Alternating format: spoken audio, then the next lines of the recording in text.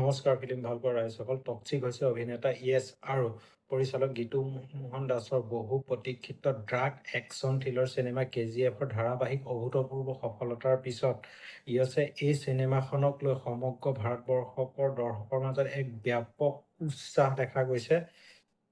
পৰিচালক গীতু মোহন দাসে চিনেমাখনৰ এক সাধাৰণ একশ্যন চিনেমাৰ পৰিৱৰ্তে গভীৰ ড্ৰাগ আৰু অধিক বোল্ড ৰূপত সজাই তুলিছে।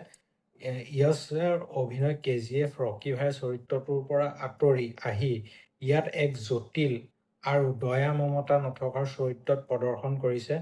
দৃশ্যগ্ৰহণ আৰু সংগীত, চিনেমাখনৰ বেকগ্ৰাউণ্ড স্ক'ৰ আৰু চিনেমাটোগ্ৰাফী অত্যন্ত উচ্চ মানদণ্ড, যিয়ে এক গভীৰ আৰু ৰহস্যময় পৰিৱেশ সৃষ্টি কৰিছে।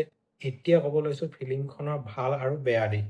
ইয়েছৰ আকৰ্ষণীয় স্ক্ৰীন প্ৰেজেন্স আৰু অভিনয় সঁচাই ভাল পাব। আৰু নয়নতৰাই ইয়েছৰ বায়েকৰ চৰিত্ৰত একদম ধুনীয়া অভিনয় কৰিছে। কেয়া আদৱানী ধুনীয়া অভিনয় কৰিছে, কিন্তু অলপ বোল্ড চিন বেছিকে দেখায়। কিছুমান প্ৰায় ডায়লগ আছে যোনকেইটা শুনি একদম হাত চাপৰি চবেই বজাবই। আন্তঃৰাষ্ট্ৰীয় মানদণ্ডৰ একশ্যন ইয়াত দেখুওৱা হৈছে, কিন্তু ইয়াত ইমান বোল্ড চিন কিয় দিলে ধৰিব নোৱাৰি। এইটো কোনো ইয়াত চিনেমাখনৰ প্ৰয়োজন নাছিলে।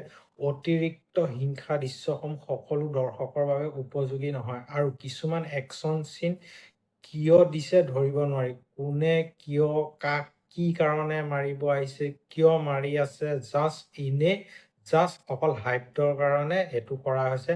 চৰিত্ৰসমূহৰ গভীৰতা আৰু কাহিনী বুজি পাবলৈ দৰ্শকসকলে পুৰা মনোযোগ দি পঢ়া নিচিনাকে চিনেমাখন চাব লাগিব, তেতিয়া বুজি পাব। আৰু লাষ্টলে এটা আপোনাৰ ধুনীয়া কুইজ আছে, সেইটো এতিয়া কৈ নিদিওঁ, চিনেমাখন নহ'লে আপোনাৰ হেৰিটো নাথাকিব। আৰু ইমান দীঘল কিয় কৰিলে সেইটো গম নাপাওঁ, আৰু জাষ্ট ছুটি কৰি আপোনাৰ 2 ঘণ্টা 30 মিনিটমান কৰা হ'লে ধুনীয়া আছিলে। লাষ্টত ক'বলৈ গ'লে, যদি আপুনি হাই ভল্টেজৰ ডাৰ্ক একশ্যন চিনেমা আৰু ইয়েছৰ অন্য এটা ৰূপ চাব বিচাৰে, তেন্তে টক্সিক আপোনাৰ কাৰণে বেষ্ট হ'ব। কিন্তু এইখন এখন কেৱল সাধাৰণ মছলা আৰু একশ্যনপূৰ্ণ চিনেমা নহয়। সেইকাৰণে আপুনি এইখন চাবলৈ গ'লে লগত সৰু ল'ৰা ছোৱালী লৈ নাযায়।